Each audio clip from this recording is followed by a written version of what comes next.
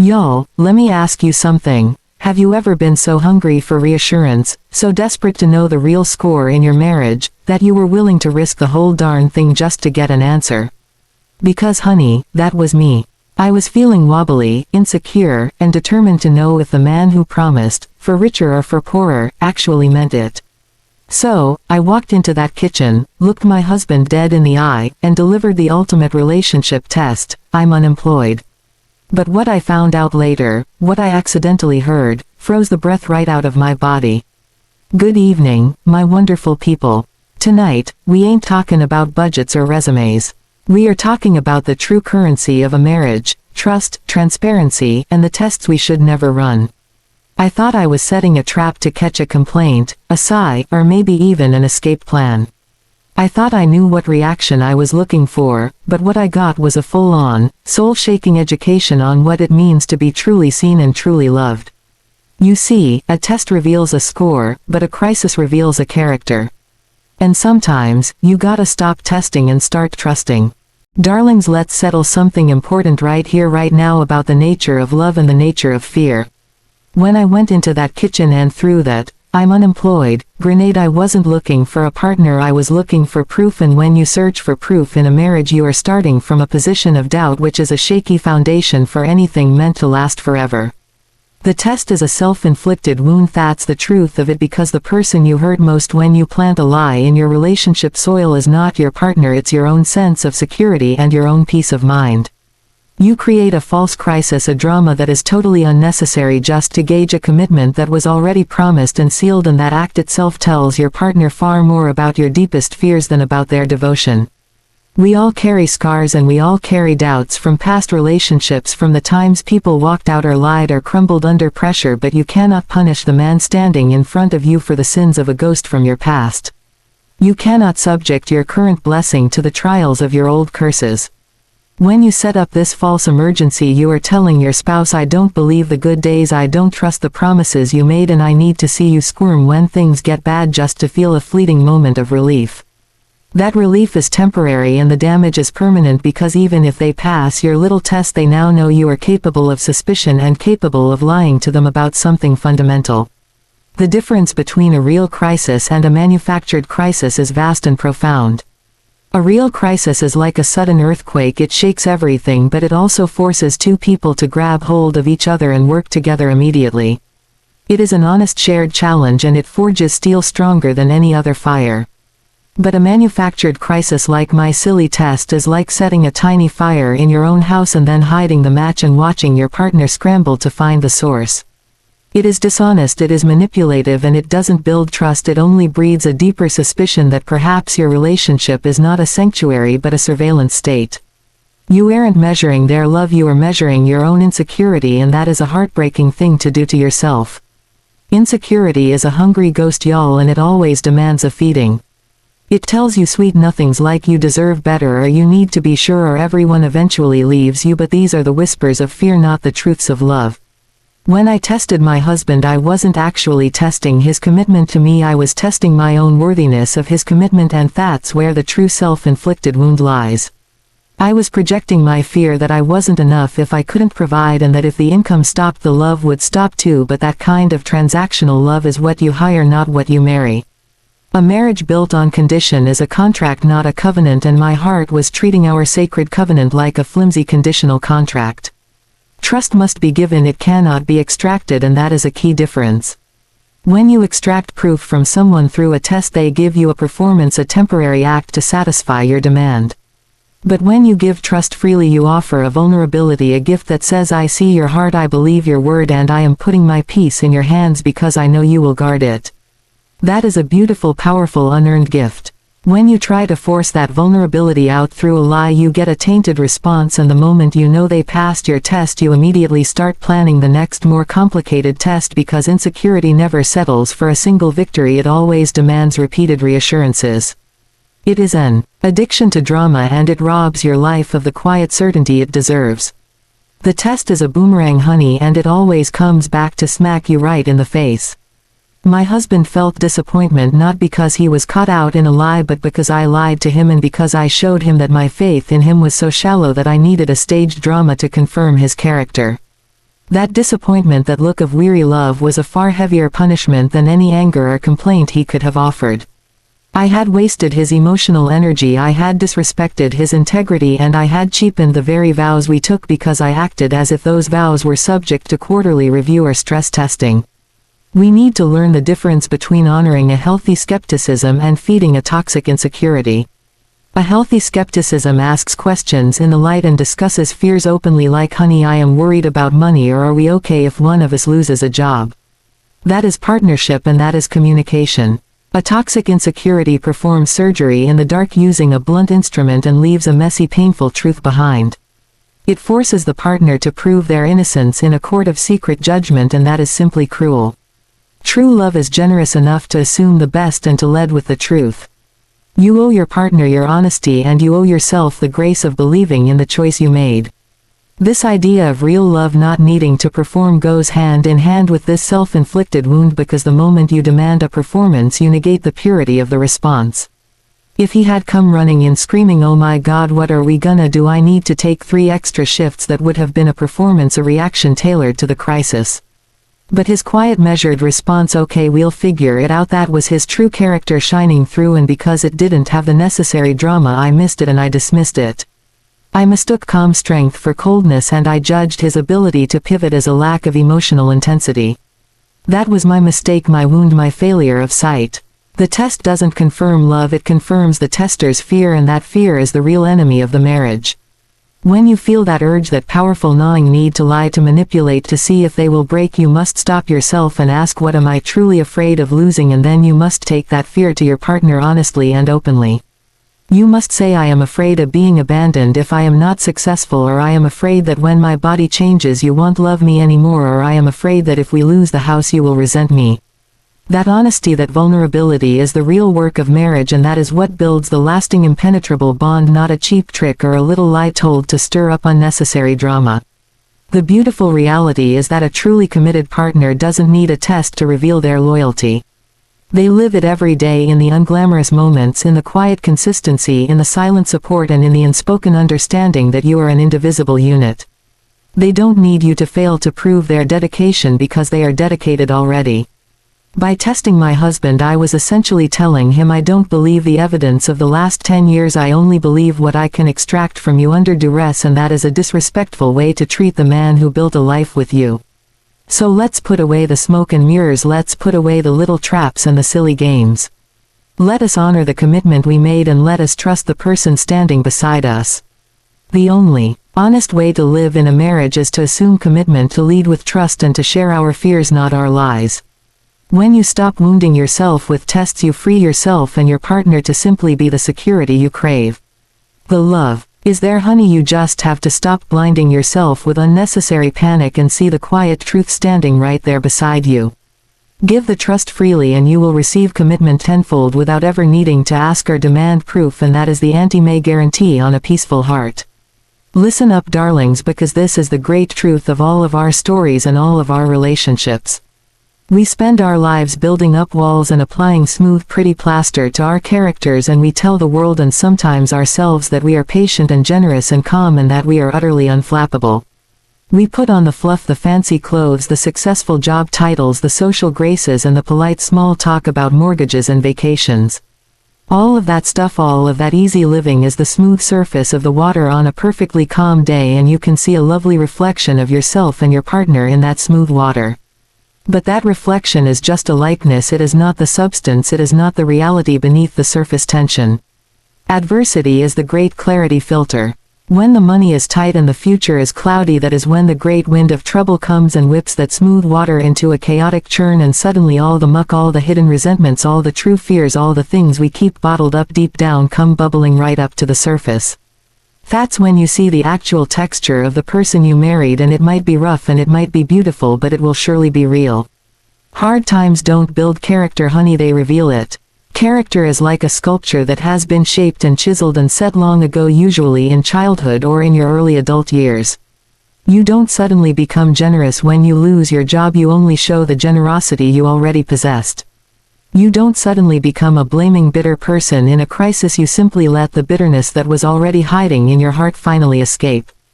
Pressure doesn't create new traits, it just explodes the old ones right into the open for everyone to examine and for you to finally acknowledge. Think about my little test, that silly lie I told.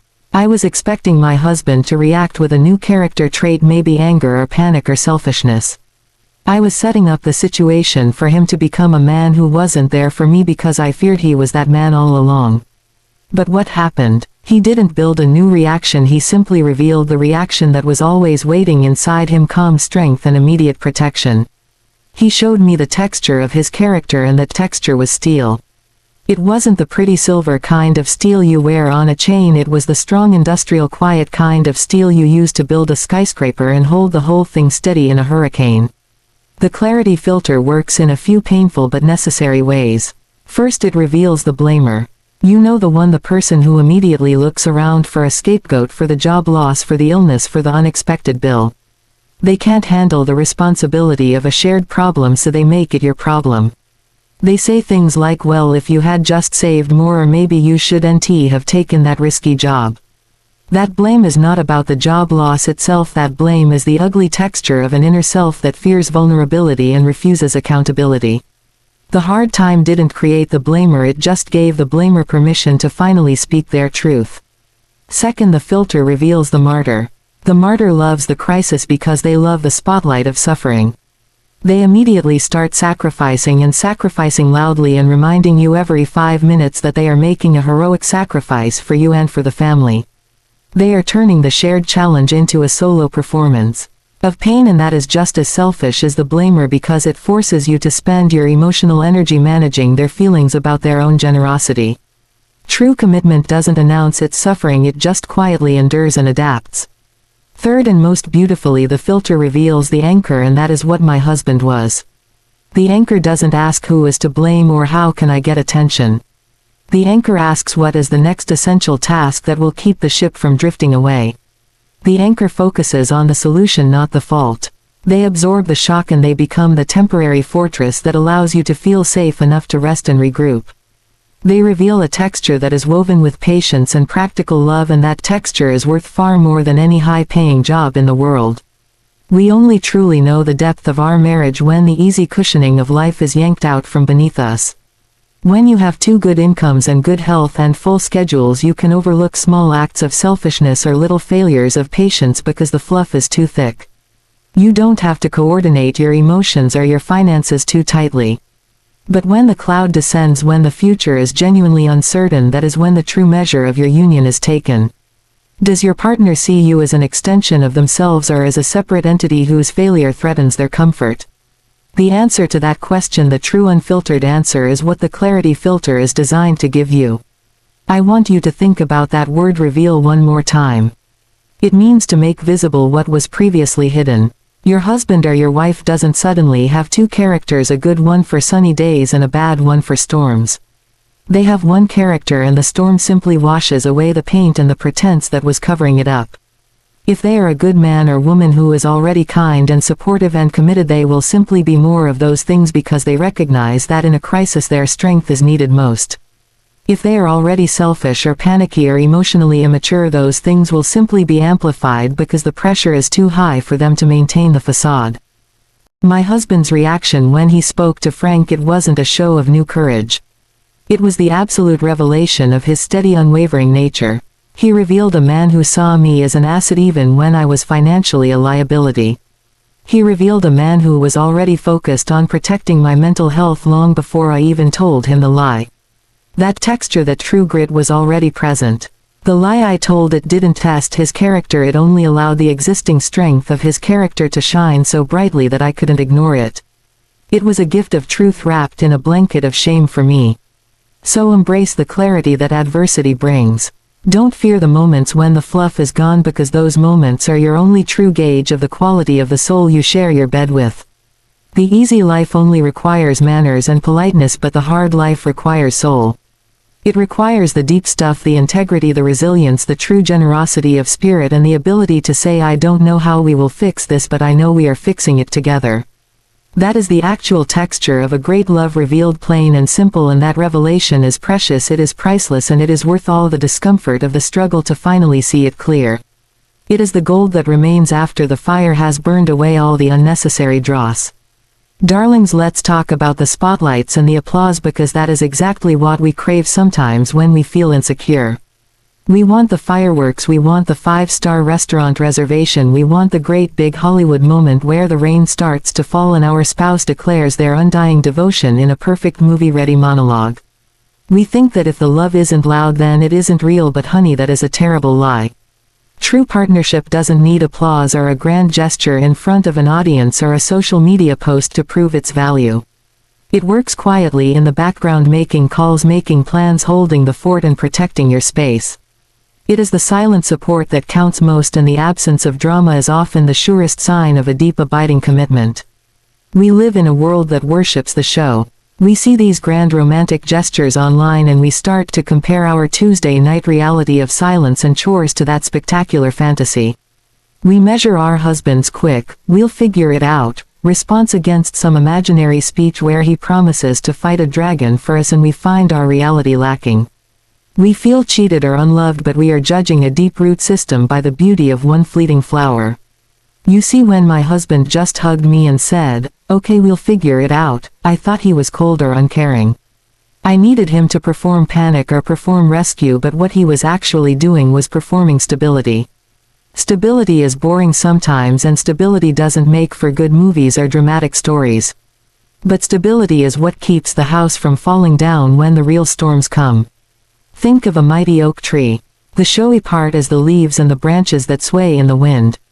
That is the performance part, the part everyone sees.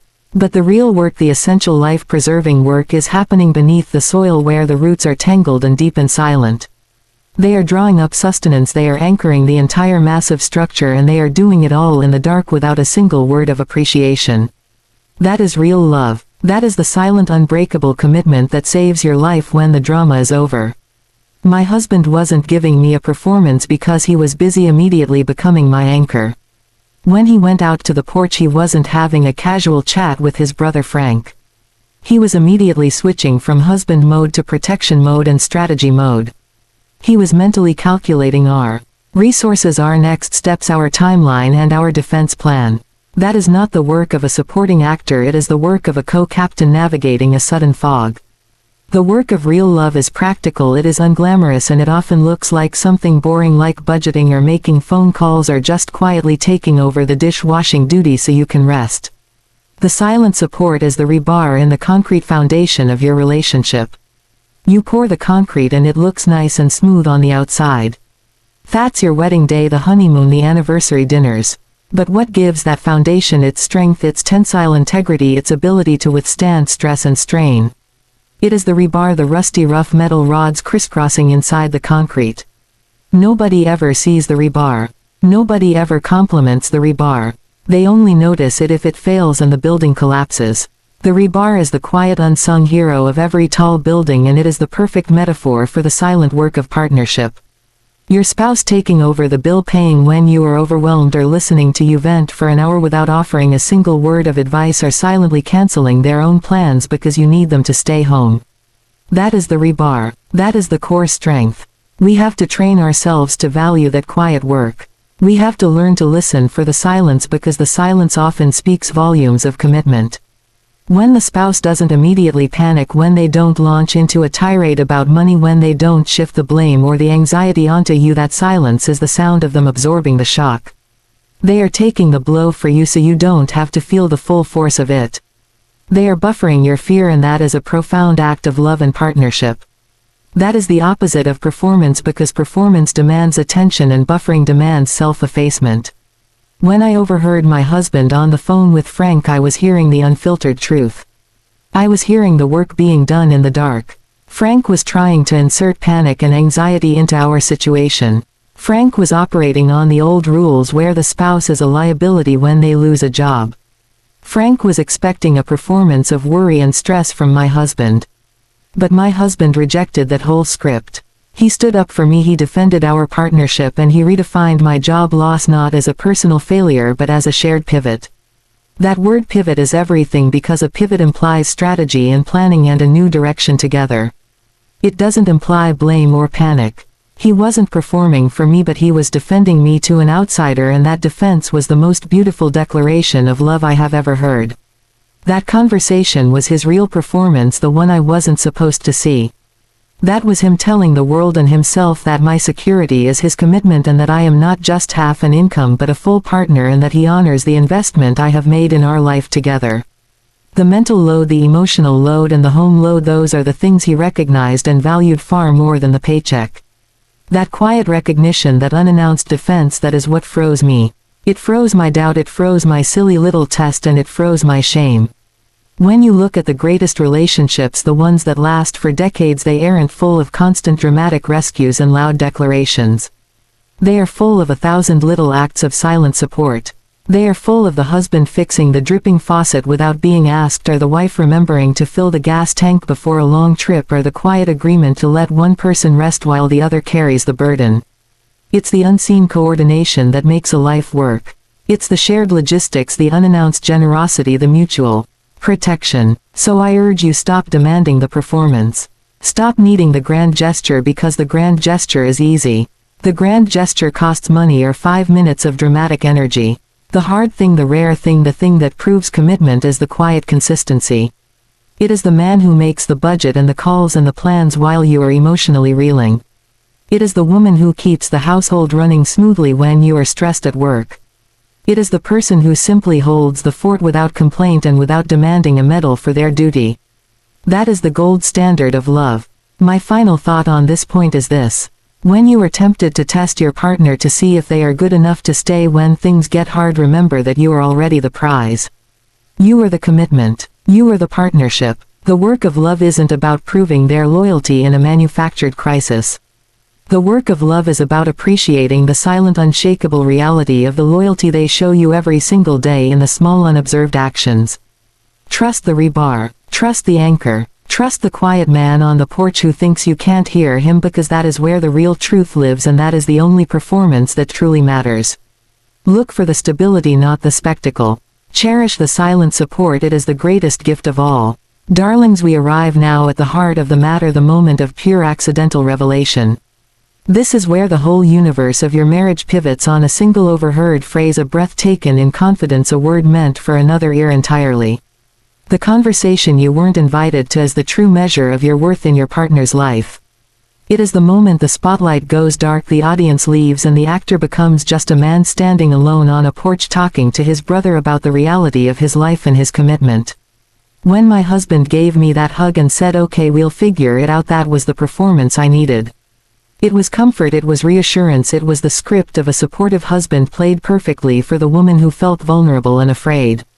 It was necessary and it was kind, but it was still framed for my benefit. It was filtered through his desire to calm my fear and ease my guilt. It was love with a smooth, polished surface. But what I heard later on that dark porch was love in its rawest form, love without the varnish, love straight from the foundry of his heart. That was the unfiltered truth, and that is the kind of truth you can build a permanent home on. Think about why we filter ourselves in conversation with our spouses. We filter for gentleness, we filter for conflict avoidance, we filter for positive reinforcement. We omit the stress, the fear, the immediate panic that flashes through our minds because we want to protect them from our worry. My husband did not tell me his immediate financial calculations. He did not mention his sudden anxiety about the mortgage. He just offered the anchor of his steady presence. That was an act of profound kindness, a beautiful filter. But when he spoke to Frank, his brother, that filter was gone completely.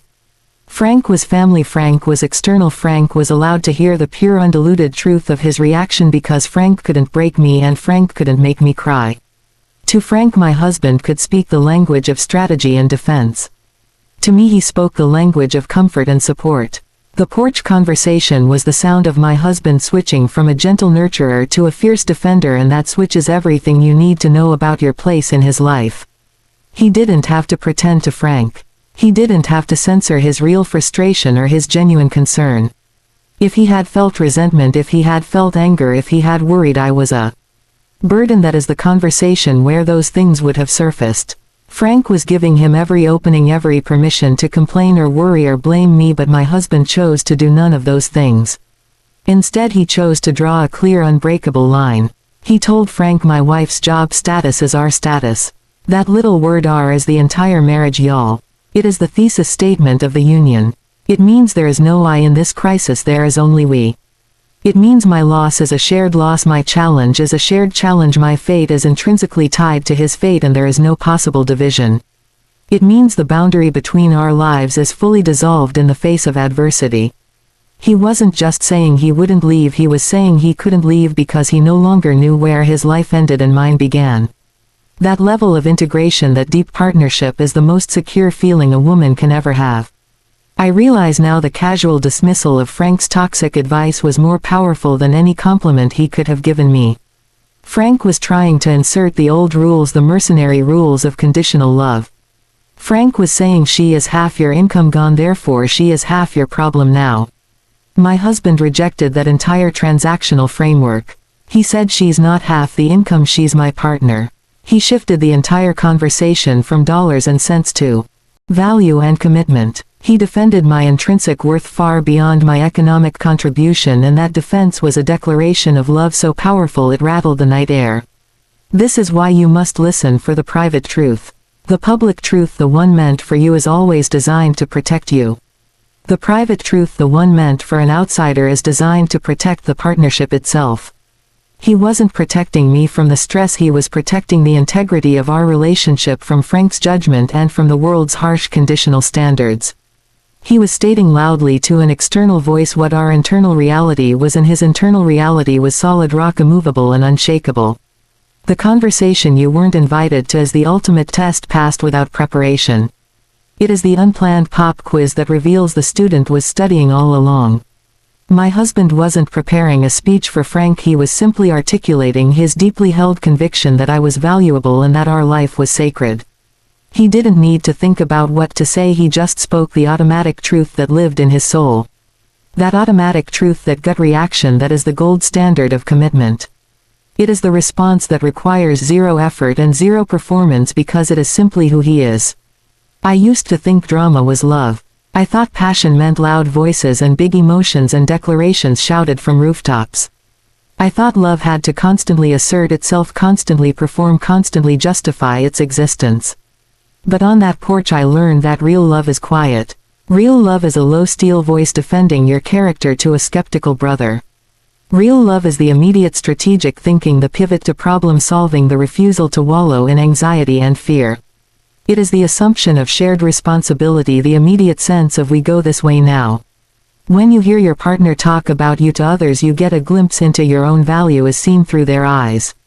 Do they speak of you with pride even when you are struggling?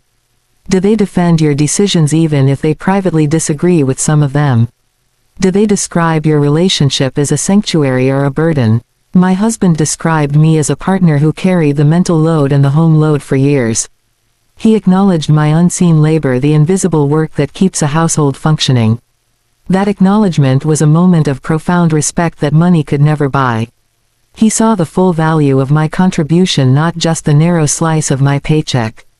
I had cheapened that value with my silly lie, my desperate need for a dramatic scene. I had essentially asked him to perform a rescue when he was already performing a quiet, steadfast defense.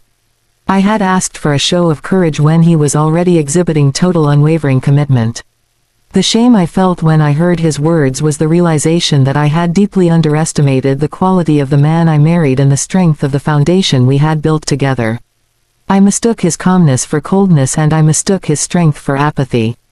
We must learn to trust the silent language of our partners. We must trust the things they do when they think we aren't looking. The uninvited conversation is the roadmap to that trust. It shows you the true state of their heart when they are not worried about your feelings. It shows you their integrity when they are faced with an external pressure like Frank's judgmental questions. It shows you their immediate priorities, which in my case was clearly my mental space and my emotional security over any financial panic. He prioritized my breathing room over making an immediate desperate move. That is love, that is deep and abiding respect. Every marriage will face its own version of the unemployment test. It could be an illness, it could be a sudden financial disaster, it could be the crushing weight of parenting a difficult child. When those real storms hit, when the walls start to shake, your only true shelter is the texture of your partner's character is revealed by the clarity filter of adversity. Don't waste your energy testing them now. Don't waste your precious time creating unnecessary drama and self-inflicted wounds. Save your energy for the real storms, because they will come, and when they do, you need to know without a shadow of a doubt that the person standing next to you will pivot with you, not run from you. The overheard conversation settled all my doubts forever. It eliminated the need for any future tests. It taught me that my husband was a man of his word, a man who saw me as an equal force, a man who understood the value of the unseen effort I put into our life. It was a gift of perfect security handed to me accidentally, and it was the best antidote to my gnawing insecurity. I realized that my fear was my own to conquer, and that his commitment was already a fixed, unwavering star in our sky. I had been looking for a flicker of light when he was already the whole damn constellation. Trust the silent moments, darlings. Trust the defense they offer you when they think you can't hear them, because that is the honest, unvarnished truth of your partnership. It is the greatest, most lasting security you will ever find. Partnership means planning, not panicking. That is the single most important lesson I took away from my little unemployment test. When the unexpected happens, when the bottom drops out, when the doctor calls or the pink slip lands on the desk, your marriage is immediately tested in two distinct ways. The first test is emotional, and that is the panic. The second test is practical, and that is the planning. Most people fail the second test because they are drowning in the noise of the first. But honey, the emotional test is simply a distraction, and a true partner sees right through that fog and reaches immediately for the flashlight of logic and the wrench of strategy. Panicking is a solo sport, and it is entirely self-focused. When a crisis hits, a person who is panicking grabs the life vest and screams about the rising water. They ask themselves, how will I survive this? What will I lose? How will this impact my life? That immediate selfish reaction is normal, it is human, but it is the antithesis of partnership. It turns a shared ship into two separate sinking rafts. But planning is a we sport, honey. It is fundamentally collaborative and outward-looking. Planning asks, how will we navigate this? What is our shared resource pool? What adjustments must we both make? That shift from I to we, that pivot in perspective, is the ultimate measure of a committed marriage. My husband went straight to the planning stage even before he had fully processed the emotional shock I presented to him. His immediate move was to call his brother, not to panic but to strategize, not to complain but to draw a defensive line around our joint security. That is the genius of a true partner. They prioritize the logistics of survival over the luxury of emotional expression. The strategy of a planner is to immediately identify the core problem and then attack the solution with calm, methodical logic.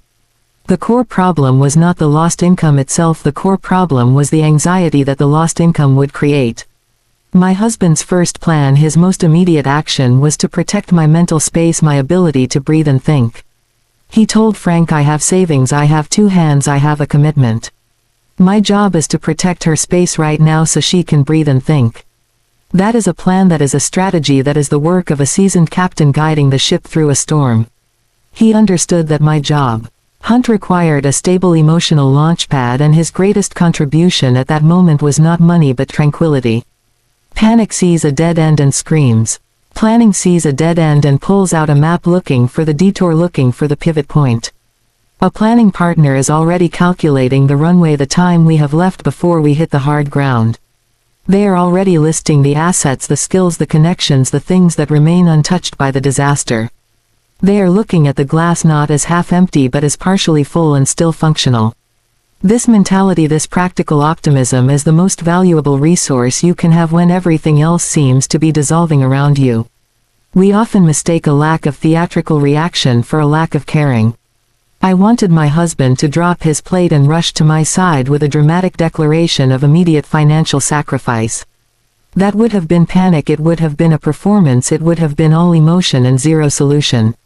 Instead, he stood tall, he absorbed the shock, he calmly affirmed our shared commitment, and then he went outside to start building the bridge to the next chapter.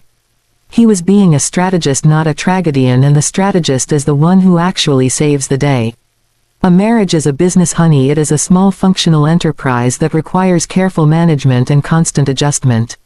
When one part of the business fails, the CEO, the other partner, doesn't shut down the whole operation and start yelling at the sales department. The CEO calmly reassesses the budget, shuffles the resources, looks for new markets, and maintains team morale. My husband was acting as the CEO of our life, a competent leader who saw a setback, not a defeat. He was focused on the system, the structure, the long-term viability of us. A planning mindset eliminates the space for blame. Blame is simply wasted energy. It is an indulgence in unnecessary historical analysis. It asks, why did this happen and who is at fault? Planning asks, what is happening now and what is the best immediate step forward? Blame looks backward, planning looks forward, and in a crisis the only direction that matters is forward. My husband refused to indulge Frank's attempts to insert blame or judgment into our situation. He defended my contribution, he defended my worth, and he immediately returned the focus to the pivot, the shared forward movement. The anchor, the planner, the strategist, these are the great unsung heroes of successful marriages. They are the ones who refuse to be swept away by the current of fear. They hold the line, they maintain the structure, they allow the other partner to have the emotional reaction necessary to process the change.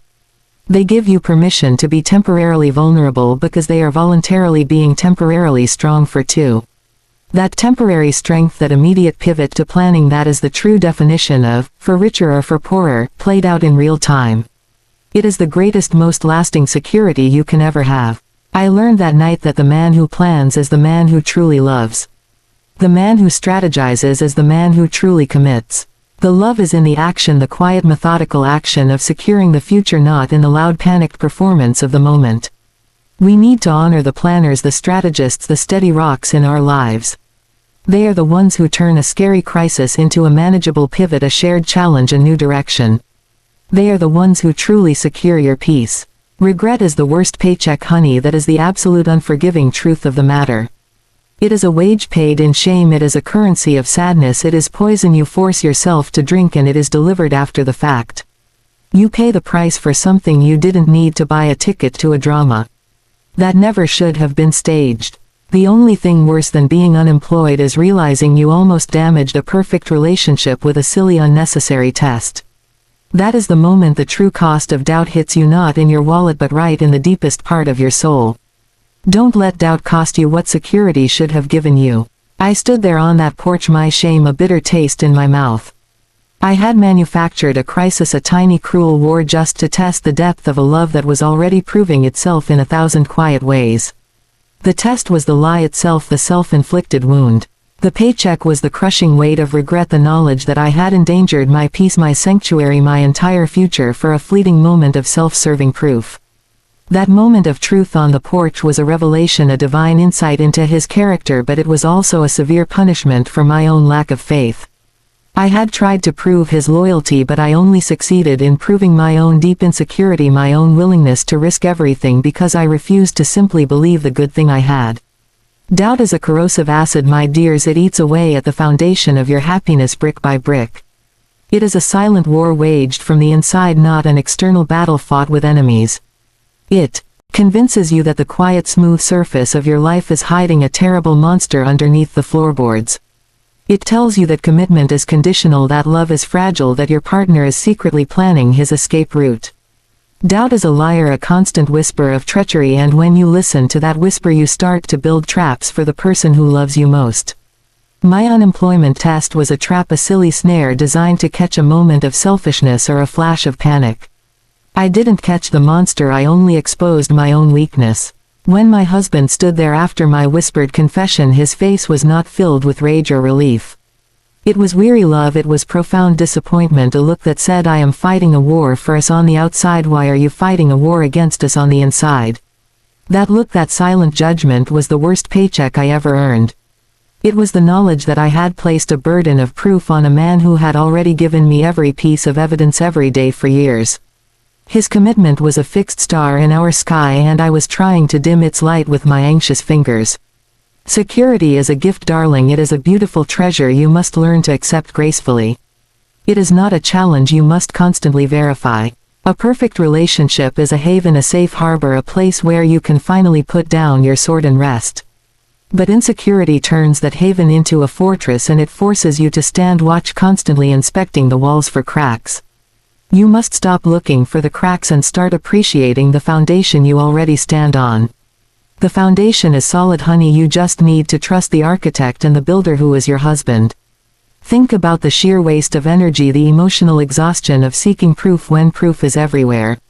I wasted hours formulating the lie. I spent a whole evening feeling the crushing guilt of that deception, and then I suffered the profound shame of being exposed not by him but by his unintentional display of perfect loyalty. That entire drama, that whole exhausting performance was unnecessary. It yielded no new information, only confirmed what I should have known from the moment I said I do. That wasted energy, that misplaced effort, that is the true cost of the regret paycheck. It robs you of your peace, your joy, your simple contentment. The test reveals the tester's fear, not the partner's failure. That is a truth worth repeating until it sinks deep into your soul. My fear was being unloved if I was unsuccessful. My fear was being abandoned if I couldn't contribute financially. My husband's response was a living, breathing refutation of that fear. He redefined my worth not by my paycheck but by my partnership, by my value as a human being. He saw my whole self, not just my income slice. He told Frank my wife is not half the income she is my partner, and that one sentence was worth more than $1 million. What a tragedy it would have been to let that doubt, that small poison, cost me that incredible security. If I had never confessed, if I had let the lie stand and never overheard the truth, I would have lived for months or years in the shadow of my own fabrication. I would have been measuring his genuine love against a lie I told him, and I would have constantly suspected his motives, never fully enjoying the peaceful certainty he offered. That is the worst possible life, a continuous state of emotional fraud and self-sabotage. You are cheating yourself out of happiness, not him. We must learn to pivot from suspicion to acceptance. The movement from testing to trusting is the final graduation ceremony of a mature heart. It means retiring the dramatic scripts and embracing the quiet reality. It means choosing to believe the simple fact that you married a good person who meant their vows. It means silencing the whispers of past pain and focusing on the strong voice of present commitment. It is a daily, deliberate choice to exchange the toxic paycheck of regret for the peaceful dividend of security. When the real storms come, and they will come, life is a messy, unpredictable thing. You need your reserves intact. You need your faith in your partner to be solid steel, not thin glass. You don't want to spend your real crisis wondering if your partner will abandon you because you already wasted your emotional strength on a false crisis. You want to spend your real crisis focused on the solution, the pivot, the strategy, the we go this way now. You want the deep instinctual comfort of knowing you are fighting together, not wondering if you are fighting each other. The lesson I learned on that porch that night was about the profound difference between worry and trust. Worry is an investment in a future catastrophe, and it is a terrible investment that guarantees a loss. Trust is an investment in a present reality, and it is a guaranteed dividend of peace. I had been over-investing in worry, and I paid for it with the paycheck of regret. He was over-investing in trust, and he received a dividend of quiet strength and unshakable purpose. The regret comes when you realize the pain you caused was self-inflicted and completely avoidable. It is the moment you see that the whole messy drama could have been replaced with one simple question: honey, I am scared about the future, are we okay? That is communication, that is partnership, that is honesty. My approach was manipulation, it was emotional trickery, and that is beneath the dignity of a woman who is loved completely and honestly. When you feel that urge to test, to doubt, to look for an escape hatch, stop. Pause yourself right there and remember my story. Remember the bitter taste of that regret paycheck. Ask yourself this critical question: what evidence have I been given that contradicts my partner's vows? Unless the evidence is overwhelming and current and undeniable, you must choose trust. You must choose faith. You must choose to honor the commitment your partner lives every day. We are so quick to look for the fire, we forget to appreciate the shelter. We focus on the one potential failure instead of the 1,000 tiny successes the relationship has already accumulated. That lack of appreciation, that refusal to see the good, is what breeds the doubt that leads to the test. It is a thankless way to live a life, constantly seeking flaws instead of celebrating strengths. My husband didn't need a monument to his devotion, he only needed my belief. He only needed me to stop attacking the peace he had worked so hard to create for us both. He needed me to trust the quiet man on the porch who was already drawing a battle line for our shared future. He needed me to simply rest in the security he offered. This regret is a heavy stone, and you carry it everywhere you go. It is a weight placed upon your own shoulders, a burden you willingly accepted when you chose deception over truth. The burden of proof should never fall upon the one who is committed, it should fall upon the doubt itself. You must prove to your doubt that it is wrong, not force your partner to prove that your doubt is correct. That is the fundamental shift in thinking that separates a lasting marriage from one that collapses under the weight of internal fear. Stop trying to validate your fear and start trying to validate your love. The moment of confession on the porch was excruciatingly painful, but it was also profoundly cleansing. It was the necessary release of the poison, the removal of the stone. I had to face the man I lied to and tell him the truth, which was I didn't trust you enough to believe your word. That is a terrible admission to make to the person you promised forever to. But in that moment of raw honesty, I finally gave him the respect I had stolen from him with my lie. I gave him the dignity of the truth, and that act of giving allowed the healing to begin. Regret can only be overcome by a powerful dose of repentance, and repentance is simply the act of correcting your path and returning to the way of truth. The worst paycheck is paid in future anxiety. When you test your partner, you teach yourself that testing is necessary for security. You establish a pattern of suspicion, a cycle of drama and eventual shame.